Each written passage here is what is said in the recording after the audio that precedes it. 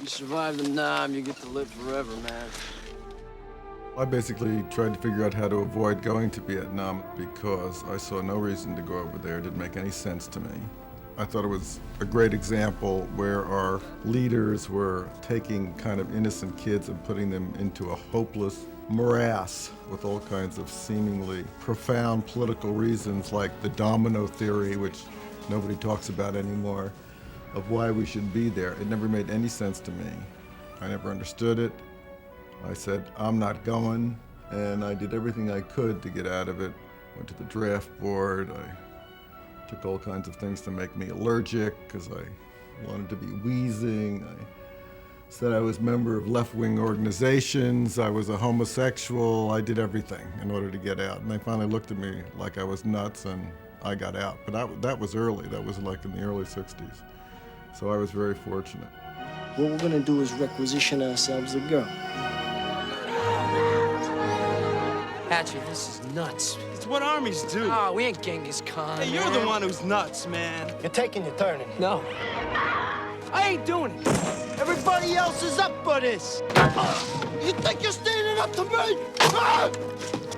Who the hell do you think you are? Be advised, you best just relax and try to forget about this thing.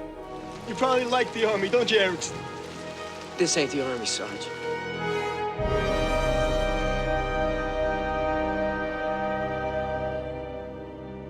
It was a piece of reporting in the New Yorker I read, I guess, around 1969 about this character, Erickson, who had been in a squad that had abducted and raped and killed a Vietnamese peasant girl, and how he had tried to bring them to justice. Ironically enough, when I was at Berlin in 1970, the festival was closed because of an anti-American movie made by a German, which was Casualties of War. He had made the true story, and there was such a controversy over this film because it was so anti-American. This was in the midst of the Vietnam War. The jury couldn't disband, and the festival was over.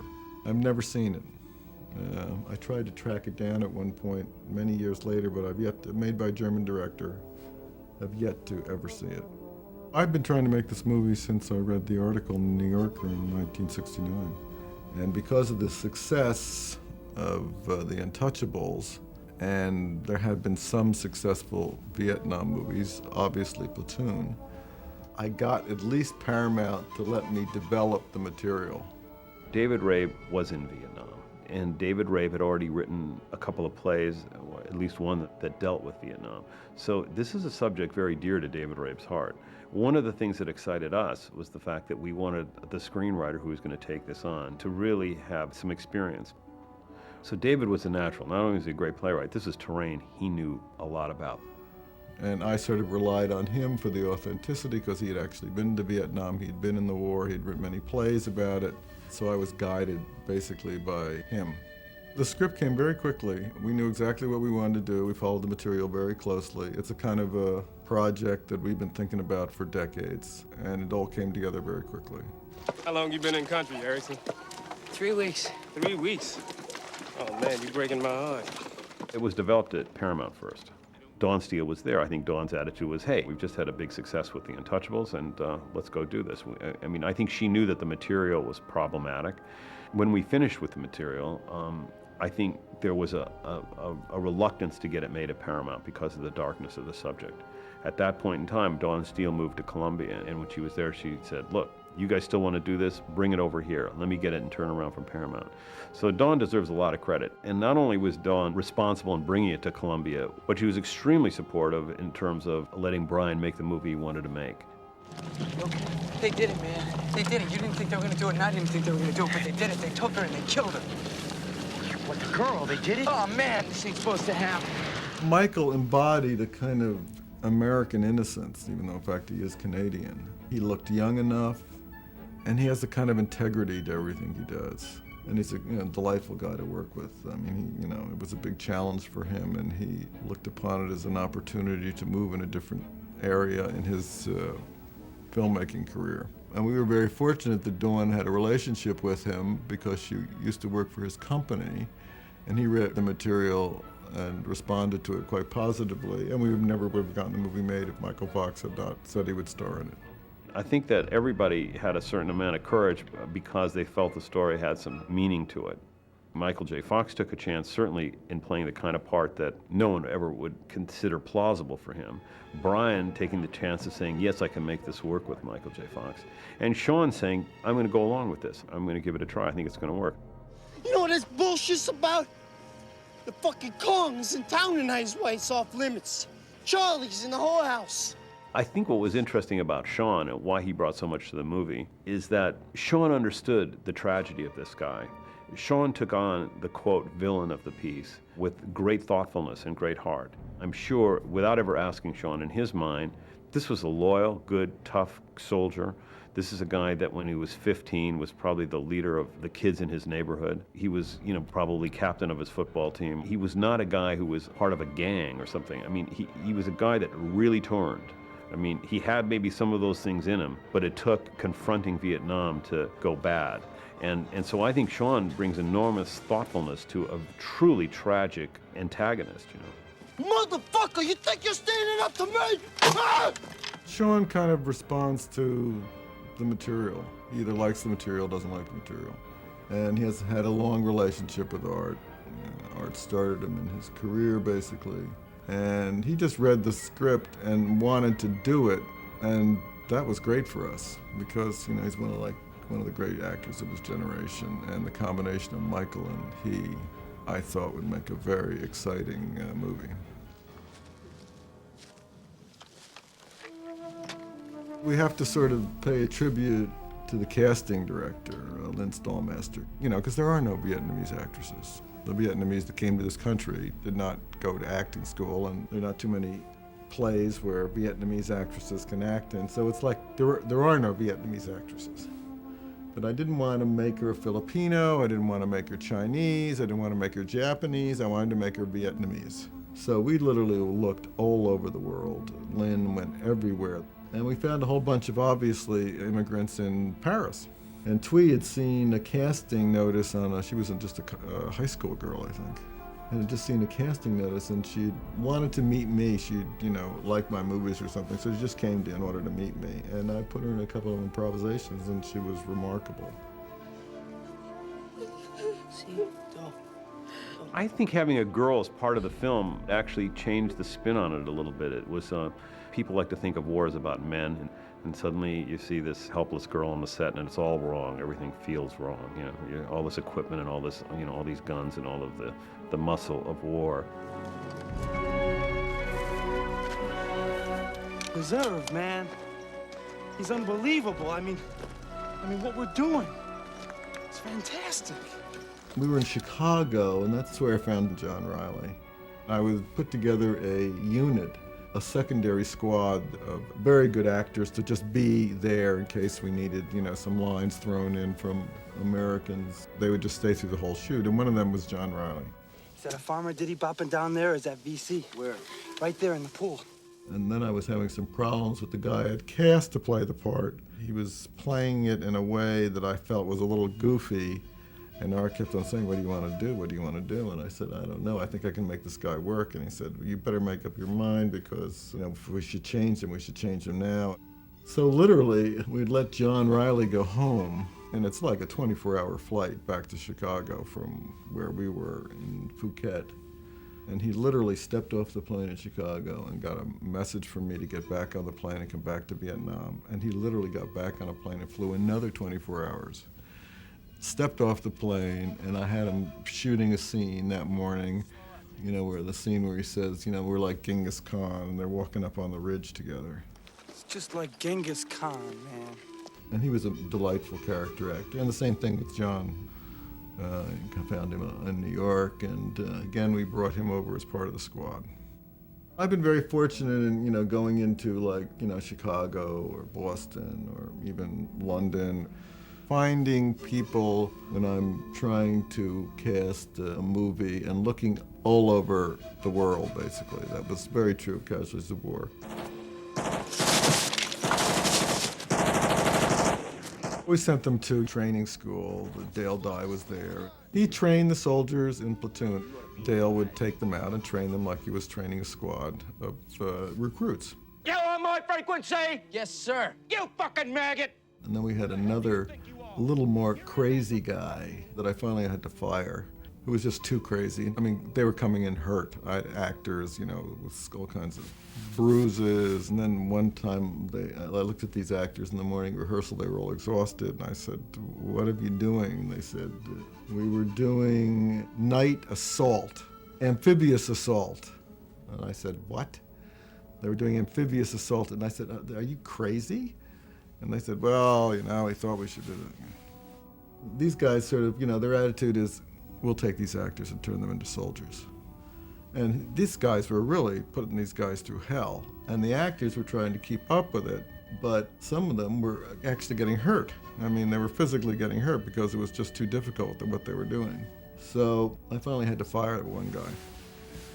And he calls up Sean in the middle of the night and says, "I want you to assemble your squad out on the quadrangle at, you know, 0200 or something." And Sean goes, "What?"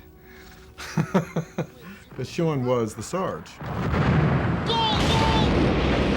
Sean went through the basic training flawlessly. He hung out with the Vietnam soldiers that were our technical supervisors.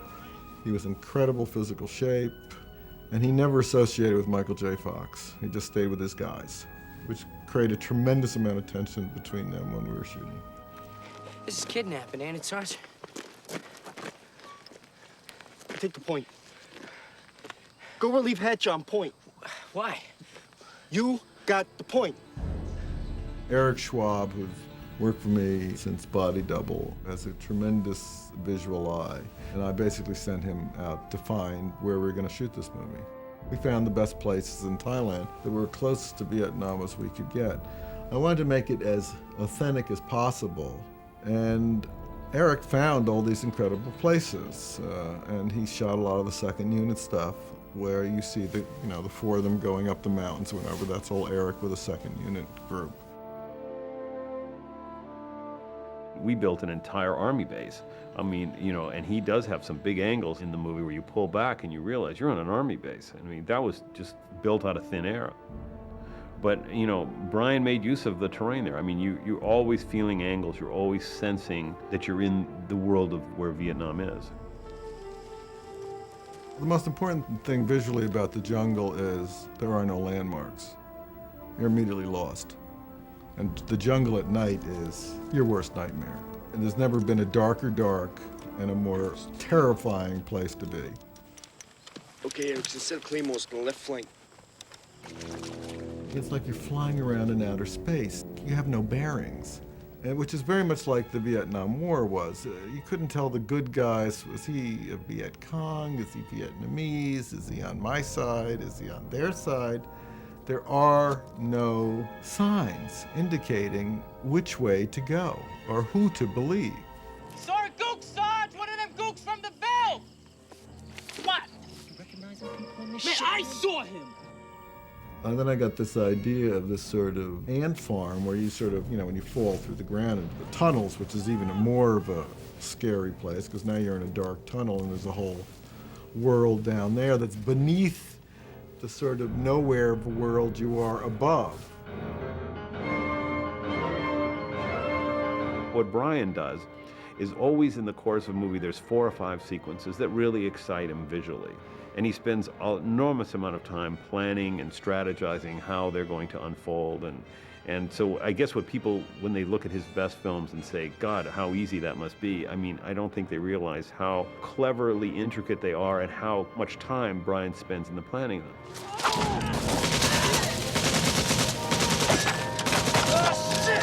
What we literally did was take a section of jungle and turned it into a soundstage. We rigged it for rain, we lit it from the top, and anytime I wanted to shoot another place in the jungle, we'd move around the jungle a little bit and you'd be in another place. And you could be 5 yards away or 100 yards away or 5 miles away. You couldn't tell the difference.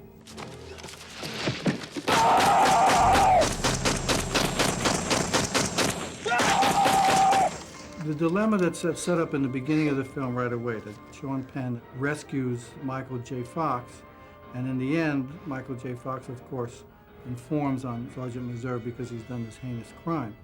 Maybe if you had been there, sir. Maybe if you had heard her screaming. So along the way, we get a sense of Sergeant Meserve, who really seems to be a soldier, and a good soldier, certainly beginning doing the job that he's sent to do. He changes because of the environment he's put in, and his craziness or his sadism or whatever really gets to come out. Take it easy, man. Yeah, that was easy. At the same time, Michael J. Fox is just this innocent put in this situation. Wouldn't do it, would you? Bring your girl? Are you crazy? This is the one, Sarge. She's the pretty one. Take the pretty one. The abduction was so heart-wrenching. And they abducted her from the village. It's just hard and impossible to watch. It's just so moving. And you know where it's all headed. I mean, Sean's character sort of laid it out right from the beginning. Because what we're gonna do is requisition ourselves a girl. Little portable R&R. And you sort of give him his motivation because he lost his buddy to these guys. And this was his way to revenge. We're gonna interrogate the prisoner. This isn't right. But Erickson didn't want to participate, and of course, they branded him a coward and challenged his manhood. Oh, what's the matter? Don't you like girls? Haven't you got a pair? Is that your problem?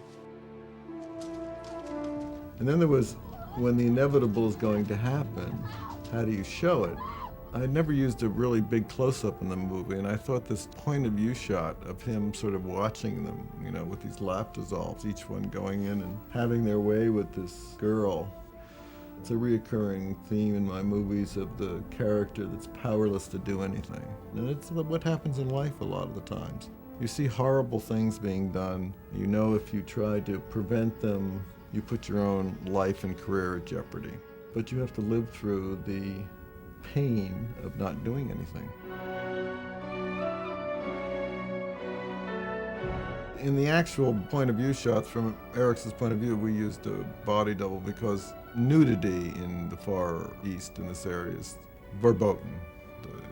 Girls just aren't allowed to do it. So we had to get a body double to double her in those sequences. So Tweed had to play the emotional things after she gets beaten. I'm saying I'm going up there, man. Erickson, you stay here. You know these terrible things have been done, but you have not seen her. You know she's been beaten and raped, and then suddenly you have to confront what you have not been able to prevent in the most intense way imaginable. You were there right next to her, and she turns around and you see this beaten, swollen, hysterical little girl, and you think, oh my God.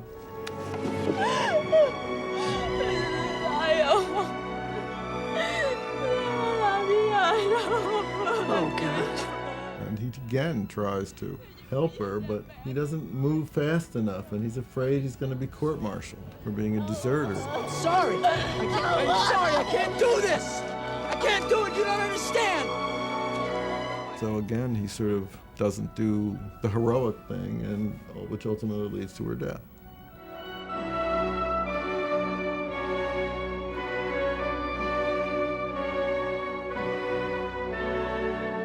I do remember we found this spot, and it was about an hour and a half from Bangkok, and it was the original bridge on the River Kwai. For all kinds of reasons, visual as well as historical reasons, we said that's the place. It was a very harrowing shoot. And I guess the worst thing about it was the material. It was so relentlessly tragic. You knew this poor girl was ultimately going to be killed, and that's where it was all headed. It just weighed on you, just day in and day out. We gotta waste her, Sarge. She's gonna get us lit up. Many of Brian's films also are quite musical, if you will, in that they have a certain pace that goes very quickly and is very big and draws your attention visually, and then slows down a bit to allow you a moment to rest before it brings you into the next part. Do it! Do it! Diaz! Do it! And And in the scene on the train trestle, it was sort of building from the beginning, really, from the time that Michael J. Fox shoots off his gun. And the men watching her struggle her way along the train trestle. And when Michael J. Fox was running down, trying to intervene. And then there's a moment when they decide that they're going to shoot her. There's this moment that's sort of really suspended animation. They don't really want to do it. They sort of know they have to. And then it's Hatcher, I think, who begins. And then there's this cacophony. And then suddenly it's all sort of relieved by this wide shot.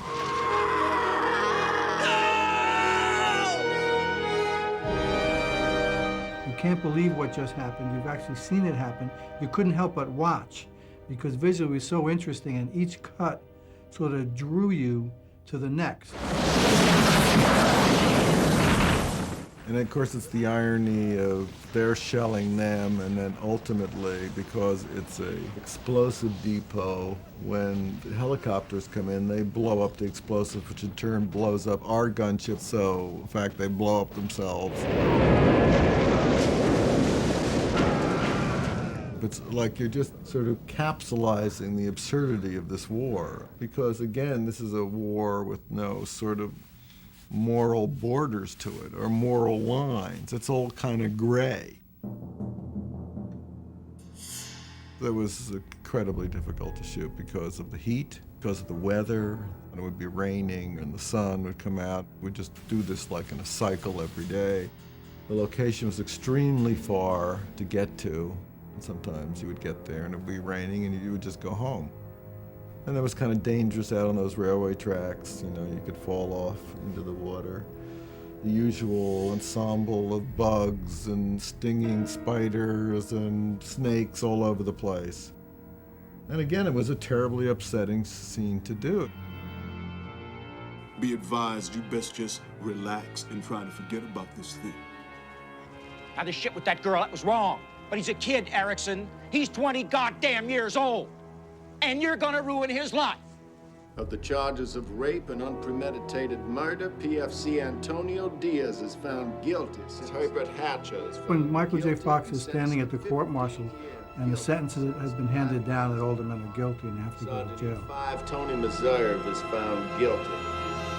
The audience is on pins and needles because we're wondering, okay, are they going to hit him on the way out, or is there going to be any sort of confrontation at all? And of course, Diaz goes by and Hatcher goes by and Clark sort of gives him a dirty look. And you see Meserve say something to him, you don't really hear it. You know, Brian chose to just let the audience put whatever they wanted in their minds about what was said at that moment. And you know, he's promising some sort of retribution. And so it's really a little bit scary, wondering what Meserve has said to him. And if I was them, I'd be pissed off, wouldn't you? I'd be looking for a little payback. There was a movie made in the 60s, I think. Eliot Zahn made a movie called The Visitors. He had also read this story in the New Yorker. So his son wrote a screenplay called The Visitors, which was based on the guys getting out of jail and coming back to Erickson for payback. So we had another ending, which is sort of what was the Kazan picture. We had sort of this nightmare sequence where they do come back. And there was a tremendous controversy over this. And this became a great bone of contention between David Rabe and I, because we wrote this nightmare ending, and then we sort of decided to go with the redemption ending. But he was never happy with it when he saw it. In fact, he was very unhappy with the way it ended, even though, in fact, he had written it. And I refused to change it. I said, I can't go through life thinking about Erickson every day, waiting for those guys to, get out of the brig and come and get him. I feel that it's more in fitting with our feelings about Vietnam, which was, it was a terrible nightmare. What I wanted to sort of show, basically, was the Vietnamese recovered. What's our problem? Because, many Vietnamese came here, started new lives. They managed to go on with their lives. And I wanted to have that feeling at the end of this movie, that this terrible nightmare had happened, but you cannot let this wound not heal. You've got to move on. And that's what I wanted to suggest by having Erickson see a Vietnamese that had moved on. Maybe he could move on. Xiao.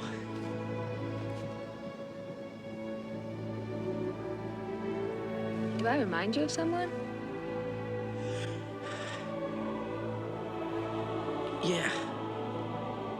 I made Twee play the part, but I put glasses on her and a different nose. You had a bad dream, didn't you? She couldn't have the same voice, so I had her voice dubbed by Amy Irving. So she's a different girl, but she's Vietnamese, and she reminds him of the girl from the village. It's over now, I think.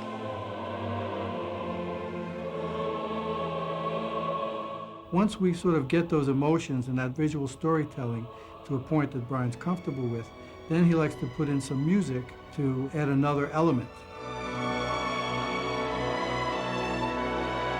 In Casualties of War, we were editing before we had computers, so we, as we often did with his films, we would copy onto the magnetic film pieces of score of other movies that he had selected from his discs at home, and then we would try them against the scenes. Many of them were Ennio Morricone's music, like from The Thing and some other films. The effect of using this temporary music also was a way that Brian could help indicate to the composer, in this case Ennio, the places where he wanted music. In the scene where Michael J. Fox is in the hole and the guys in the tunnel approaching him, there's a tension music there that's very specific and yet very exciting in a visceral way. Oh, thank God! Ooh. Okay, pull! Yeah, come on,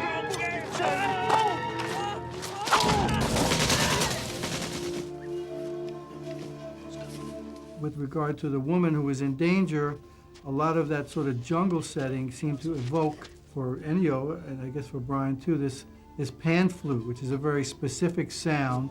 Give. It can be a very melodic, sort of eerie, celestial sound, if you will. After she's been raped and she's in that hooch, it generates a feeling of sadness, which underlines what's happening there, and is really, really emotionally very gripping.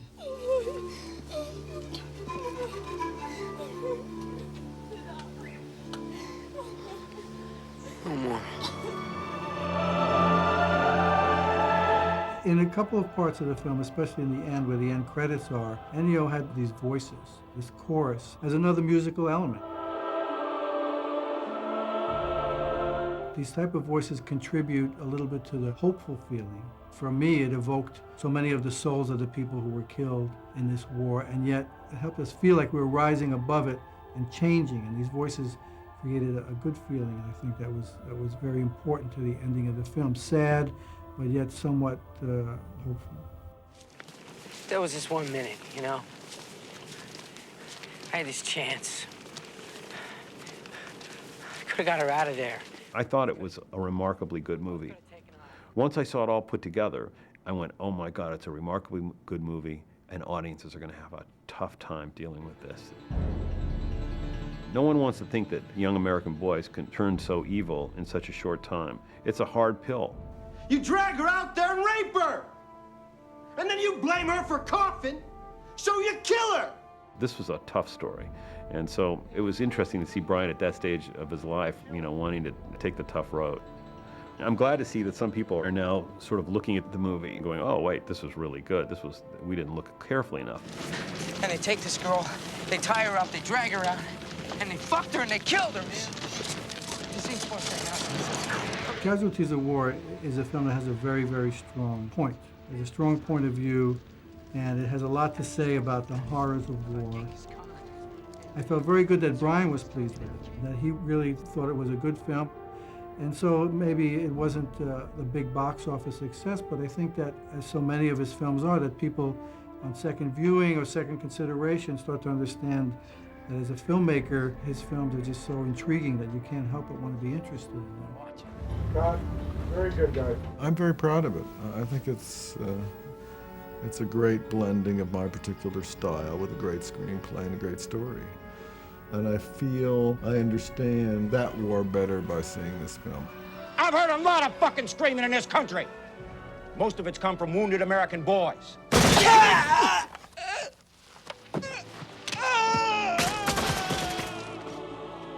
Vietnam is a tragic melody that just suddenly stops, and there's no reason for it. You'll never be able to explain it. It's like you have some type of terrible pain and then suddenly it stops. You don't know why, and you thank God it's not coming back. It's over now, I think.